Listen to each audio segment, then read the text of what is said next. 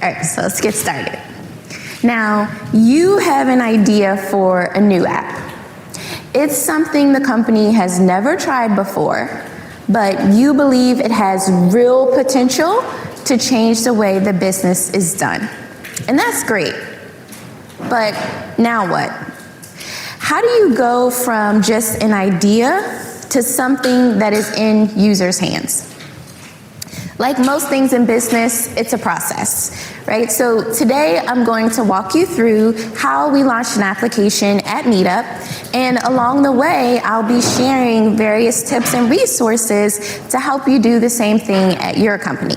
We're gonna go from ideation to exploration, formation, development, and then testing what you've built with real users. So let's go.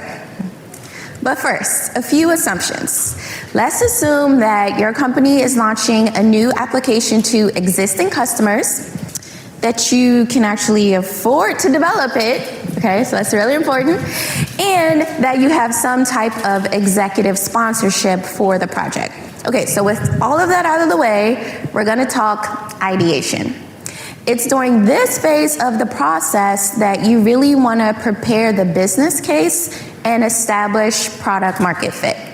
So in simplest terms, product market fit is where your desired customers are buying what you're selling. What's more, they actively use your product and they tell their friends about it. Having product market fit ensures the growth of your product beyond just the MVP. So to help make all of these recommendations more accessible, I'll be sharing some examples by means of a case study. This involves creating a native mobile application that's designed for meetup organizers. Why do we even decide to do this idea? It's because we felt like the current mobile experience was suboptimal for them, and we hypothesized that putting things in a separate application would allow us to create a more meaningful experience. So let's talk about our target customers. In this scenario, they have various backgrounds. They could lead groups related to like tech, photography, the great outdoors, and more. So how can you ensure that you're really building something to meet the needs of such a varied audience? Well, you want to spend time talking to them. And you're going to hear me say this over and over again throughout the talk. You want to find out, how do they take key actions now without the product, and then what are some of the current pain points that these customers may have? Now, after you've completed this initial round of outreach, you want to consolidate all of your findings to help inform the product direction. And one way to do that is with the jobs to be done framework. Now, how many people have heard of jobs to be done? Okay, cool, like 3 or 4 of you. What about personas? Have you heard of? Okay, yeah, more people shaking their head, yeah, personas, right? So jobs to be done is different from personas because personas explain who people are and what they do. Whereas the aim of jobs to be done is to explain why they do something. Specifically, the when focuses on the particular situation the customer is having, the what focuses on their motivation, and then finally, the can focuses on the outcome. So let's look at an example statement. Here we have, when someone RSVPs to my event, I want to see if this is their first time attending so I can welcome them personally. What's key here is that it's written from the customer's perspective. These aren't just some made-up jobs that you decided as a team. They are a result of talking to the customers and finding out what actual needs they have. Now, here's a sampling of jobs to be done that correspond to our case study application. They're centered around organizers of groups who host events. So just as an example, maybe I want to see who's supposed to be coming to this event so I can check out who they are and see if they're likely to show up, or I want to communicate with people after the event so that I can thank them and convince them to come to the next event, as an example.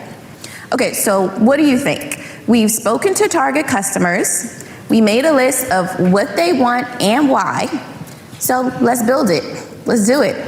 We've got everything we need. Yes, go. We got a little bit of uncertainty. Some people are like, of course, build it right now, yesterday, right? But not so fast. Just because customers say they want something, it doesn't necessarily mean you have to include it in your MVP. In fact, one way to help prioritize the features that actually go in is by doing card sorting. Okay, so here's how it works. You give your participants some cards. Now, this can be virtual or literally in-person index cards. You write everything down, and then you ask them, order these things in a way that makes sense to you. And this is all based on the jobs to be done exercise. So you'll have 3 buckets as an example. Maybe often, sometimes, and never. And then they have to place the cards in the corresponding bucket based on the frequency with which they would do each task. Right? So we have the first thing, make an RCP start time. All right, maybe I never do that, but sometimes I do add a host when creating an event, or often I need to preview the event before publishing. So you would go through this exercise with each of your customers that you're engaging in this research in order to determine the priority of features to include in your MVP. So once you've tallied all the results from all participants, then you can really determine the frequency with which they would perform a desired action. So here we are, we talked to all of these customers, we're able to tally the results, and now we can see, okay, look, it looks like very often this thing is happening. And so now as a team, we try to get some insights from the data. But for example, even though over 60% of people add a host or a start time, maybe you decide as a team, this is actually not critical for the MVP. We can still learn about product market fit without including this. So it's really important that you spend the time looking at the data, but then kind of using your common sense as a group to decide what makes it in. And then the end result of all of this is your MVP feature set. And this is a listing of all of the features that you actually believe will establish product market fit and win the hearts of your customers. So from here, you can start working on the next phase of the process, which is exploration. Now, during this phase, you want to start thinking about, okay, like what technologies are we going to use? Let's create a preliminary architecture. Maybe what integrations are needed for our MVP. Now, early on, I decided we were going to give Kotlin multi-platform mobile, or KMM, a shot for our application. Previously, I had developed an application using Flutter, and just the ability to create this cross-platform app is like very enticing when you want to deliver something quickly, such as an MVP. But why KMM versus another cross-platform solution? So number one, it doesn't impose any restrictions on how you develop your app's UI. We wanted to work with the latest declarative frameworks, which were Swift UI and Jetpack Compose, iOS, Android respectively, and KMM didn't stand in the way of us doing that. Second, it doesn't prevent you from working with the platform directly. If there's a task that can't be solved in the shared code, then you can use the expect actual pattern in order to seamlessly write platform-specific code. And here at this conference, there have been goggles and gaggles of talks about KMM, so by now I'm sure you're familiar with it and some of the benefits. And then finally, Kotlin. We didn't want to introduce a new programming language into our stack. Our Android engineers were already very strong Kotlin programmers, and due to its similarity with Swift, we felt like, look, the iOS engineers could more or less at least understand what was happening. Okay, so we knew about the proposed benefits, but we need to prove it to ourselves. So we allocated 2 months to uncover any potential blockers with the plan. And specifically, we wanted to implement one complete flow. And so this is what it looked like about a year ago. We had our plan, this was everything we wanted to do, and we were gonna go in with KMM. Now, by implementing one flow, we will be able to learn a lot. First of all, use of the expect actual pattern. No one had actually created a production-ready KMM app before us deciding to adopt this for our new MVP. We would learn how to properly handle asynchronous shared code, working with KTOR for authenticated HTTP requests, Apollo Android because we're a GraphQL shop, best practices for handling translations, Firebase for behavioral tracking, all of this by implementing one full flow. So we knew the libraries more or less that we wanted to use for like networking, tracking, and persistence. But when it came to some other features like translations or logging, there was so much to choose from. It was like literally trying to pick cereal from the cereal aisle. And if you have kids by chance, it's even more annoying than that, right? Because they want all the cereals. So what do? Okay, we go to Twitter. Twitter has the answers, right? Now, even if no one specifically tells you how to do something, they will at least say if they're using it. And so that is key because then you'll know, okay, multiple companies at least saying they're using this library. So if something does go wrong, I kind of know who to reach out to if we get stuck. And that's honestly how we chose some of the libraries that we decided to use for our KMM map. All right, now, what did we learn during this phase, WWL? You'll see this a few more times. That was me. Okay, maybe not as dramatic as that. But there was definitely a lackluster response from the iOS engineers when we said KMM. They were really concerned about the added complexity of bringing in a cross-platform solution. They weren't interested in Kotlin, but at the same time, they didn't want the Android engineers to be the only ones to write the shared code. Then they were also mad that the code was generated in Objective-C instead of Swift, and it was just a lot going on. So how do we deal with this challenge? Well, we listened. And we listened some more. And then we encouraged the team to actually work together on the features. They would pair or mob on shared code together. And then I made it very clear, I am open to switching technologies if you run into any blocking issues. So every couple weeks, I talk to the team again, how are things going? Great, keep in mind, I am open to switching technologies if you run into any blocking issues. And the end result, all of the iOS engineers can now develop shared KMM code. In fact, they're quite excited to see what we've been able to build in such a short period of time.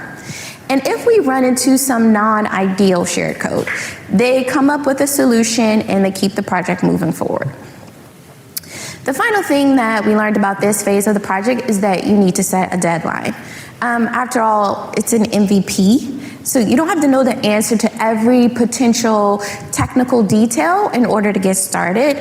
From experience, the team was initially really lost in the weeds about concurrency and multi-threading solutions on KMM, and then I just said, look, how often will you deal with this problem? Can anyone guess the answer? Never. Rarely, if at all, right? So move on. That was the direction. Just move on. We'll figure it out if it ever happens, right? So by having agreed upon deadline for explorations, then you can avoid falling in the same trap. Even I feel like the 2-month timeline that I gave the team was still too much. Like if I were to go back and do it again, I would have like made it even shorter so they could really just focus on like what was necessary for us to move forward with the MVP. Speaking of the team, let's talk about how to form this group of folks. So to start out, you'll likely fall into 2 buckets. Either you already have a team of people that are just like gearing up and ready to work on your MVP, or you need to hire them. Regardless, here are some things that you want to keep in mind as you're forming your team. So first, you want to think about how you're going to organize the team. This is critical because the team's makeup will really have a strong impact on the success of your project, and we'll start to talk about why. First of all, you need a designer. Don't skimp on this. Initially, we were attempting to have like a part-time designer come work on the project, and it just became such a struggle for the team. You want to work really closely and be in constant communication because MVPs tend to be more volatile than traditional projects, so don't skimp on the designer. If you're working with a technology like KMM, I really recommend having strong Kotlin engineers on the team. I've personally found that having at least one more Kotlin or Android engineer to iOS was the perfect balance to keep everything moving forward. Next, you need people that are flexible. They can't be married to every plan, every feature, every date. You know people like that on your teams. Do not put them on the MVP project, okay? Things change too often, and so you have to have flexible people who can just like roll with it. That's what you honestly really need that. I can't count how many times we had to adjust the scope or the dates for the MVP. So as you learn more from customers or the business needs change, you need a team that can just like pivot and then move forward. All right, so what did we learn here? Number one, if you bring together a smart group of people to build something innovative, expect challenges. Specifically, you may find yourself running into situations where literally every single person on the team has an opinion and it's different from the other person's opinion on the same exact team. So when should we bring on the first users? How should we onboard them? Which feature do we implement next? And it just goes on and on and on. Okay, so to prevent the team from losing sight of the big picture and the end goal of actually shipping something to learn from, you need to have a key stakeholder who's empowered to make the final call. Like, trust me, trust me. Establish this person before you get started. You will not regret it. Now, the moment you've all been waiting for. Drum roll, please. Very impressive. Thank you. Development. But I hate to disappoint you. It's not really a whole lot to see here. You've done the hard work of speaking to your customers. You've done the technical explorations. You formed the team. You already have a blueprint for developing software, I hope. You're using Agile. You have sprints. You have a refined backlog. You give product demos. But what could really be different about developing an MVP? What do you think? Audience, what could be different about developing an MVP? Right, no tests. No tests. Okay, skimp on quality. You're cutting scope a lot more often. You're cutting scope a lot more often. Anyone else? Why do you need most than one sprint? Oh, maybe we'll do it in one sprint. Build the MVP in one sprint. Okay, back of the room. Get that things later. Doesn't have to be finished. It doesn't have to be completely finished. Awesome. Okay, and the award goes to gentleman over here. The number one thing is the scope. You want to cut scope early and often. Keep in mind, your company is not the only company working on the next big thing. Please don't think that. To be competitive, you want to get the MVP out there and really start learning how customers are going to respond to your product. Okay, so to help with this, we created 3 buckets: beta, MVP, and post-MVP. Then each week, the leads of the team would meet and we would ask one simple question: do we need this to launch? Every single week. Happy Monday. Do we need this to launch? Every single week. And then, based on the answer, the slides will be available later. Don't worry. we would bucket the product features accordingly. So this allowed us to like really narrow in on what was needed to put something useful out there to learn from, but without losing all of the wonderful ideas that were coming for this particular product. So if you look here, as beautifully illustrated, we would talk about event management. And we would say, you know what, these things are needed for the beta, but this is MVP level. And maybe this other thing is like post MVP. And so we would label all of the ideas, put them in buckets so that no one felt like, you know, when you're in a meeting and then people don't want to hear what you have to say, and they'll be like, let's parking lot it. And then you know that you're never going to hear about it again. We didn't want to do that to people. So we put it somewhere where they actually know these things are being captured and we will follow up. Okay, so the learning. What do we learn during this particular phase? Library maintainers for these popular projects like KMM and Jetpack Compose, they're just like constantly pushing out new changes. And often by the next release, we had a fix to something that we were complaining about as a team. And so that's something that you should keep in mind when you're developing against the beta libraries. So the changes come frequently and you need to bake in some time to be able to make the upgrades. So that's one thing that we learned. All right, so we've made it to the last step, testing. Now this is when you get to see how customers will actually respond to what you've built. But how do you decide if things are working or not? Like, how do you actually know if this product has the potential of being the game changer that the company needs? What do you think? How do you decide if your MVP is working? Release it. Ship it. Okay, so you just ship it and you're like, it's shipped, it's working. Is that it? Metrics. Yes, woman on the third row, right? Okay, so you have to take in some data, you need some inputs, right? So first of all, qualitative, like interviews, right? So we ship it. Quantitative analytics tracking, as was mentioned, you need some kind of metrics. And then my absolute favorite is your literal gut. Like, you have to trust your past experience with doing these types of things. Okay, so dog food your own product, right? Make sure other people at your company know how to get in on the early releases. Like for our application, we had a dedicated Slack channel. You could drop your email address and your device type, and then we would either add you to test flight for iOS or add you to our internal testing track for Android. And so this allowed us to have a constant stream of what I will say is qualitative feedback from actual people at the company. So this is before customers saw anything, okay? Next. Besides this, talk to your customers often.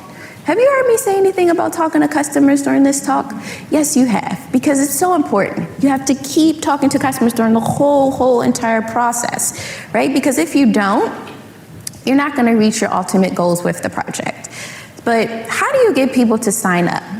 There are those few people that have nothing to do and they always want to participate in experiments and betas, but maybe those aren't the customers that you really want to hear from. So what do? Baby steps, right? So for our project, we said, okay, let's try to target this group of customers first. And we would just send them an email with a survey and try to get them to participate. Then we said, okay, let's put this survey inside the application, and then they'll see it when they launch the existing app, and then we'll get feedback, right? So you need to have a plan to get the actual data that you need. Now, if all else fails, bring in the big guns, the marketing team. These people are fabulous at getting people to do things that they don't want to do, right? Okay, so meet with them. Explain the goals of the project, the unique selling points, brainstorm how the positioning for the target customers. You want to bring them in during the MVP phase so that they can not only help with your messaging, but they can give you like a jump start when you do your official launch. So like bring marketing in as early as possible on your MVP. Now, when it comes to quantitative data, just decide as a team what metrics matter. You can't pick every single metric for an MVP. For our case, we just pick like one thing, right? Number of events created. Let's just monitor that. If that is a success, then we know, okay, we have more or less this product market fit. And we just would monitor it over time. We used Firebase Analytics to do this, really simple to throw that into an iOS Android application, and we were good to go. And then the final input is you. You really have to trust your gut, right? Especially if you have someone on your team who's gone through this before and they really have like maybe some valuable insights that they can share about how you should approach the launch, the testing, and more. Don't discount someone's experience. You hired smart people for a reason, and so don't be afraid to let them shine. Now, the number one thing we learned during this phase of the process: people don't read. Read. People don't. Now, we're here at a tech conference, right? So we're all a little nerdy. Let's do an experiment. Close your eyes for 1 second. Okay, open them. And then just yell out what the words were on the last slide. Think about things differently. People don't read. Do you see what I'm saying? It was literally like 20 seconds ago. There were 3 words on the slide, and I heard like 5 different answers. Okay, so believe me, people don't read. And even if they read it, they don't remember that they read it. Look, I love people. They just don't read. I'm sorry, it's the truth. Like, no matter how many times we would indicate this was an MVP, these are the only features, then they would complain that they didn't have another feature that they wanted. So we're like, okay, everyone keeps complaining about this. Let's get this thing in the next release. So we would get it in there and we're like, ta-da, everyone, the feature that you wanted, we've released it now. And then they would complain that the feature that they wanted wasn't in the app, even though it was in the app, because they didn't even read the release notes and they didn't read the email that we sent about it. All right, so what we're gonna do? We were like, look, this is a real problem. These people, they don't read.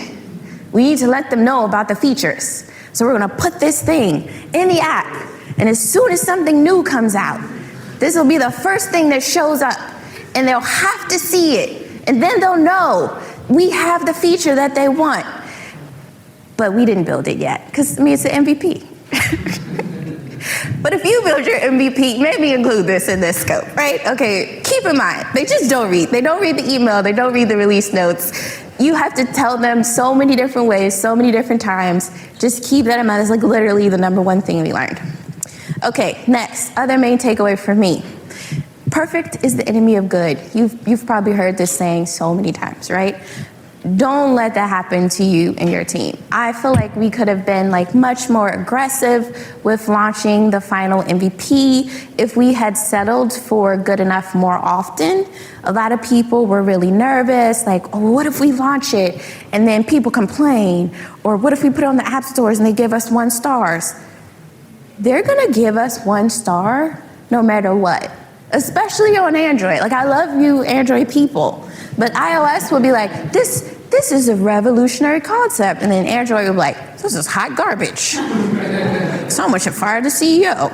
And it's like, it's a KMM app. It's the same thing, but okay, sure. So anyway, yeah, just settle for good enough, move forward, right? And that's it. We've gone all the way from ideation to testing your product with real users. I've shared some useful tips, I hope they're useful anyway, that I encourage you to apply each step of the way. And I honestly hope this talk has you excited about your next big idea. And I look forward to seeing your real MVP.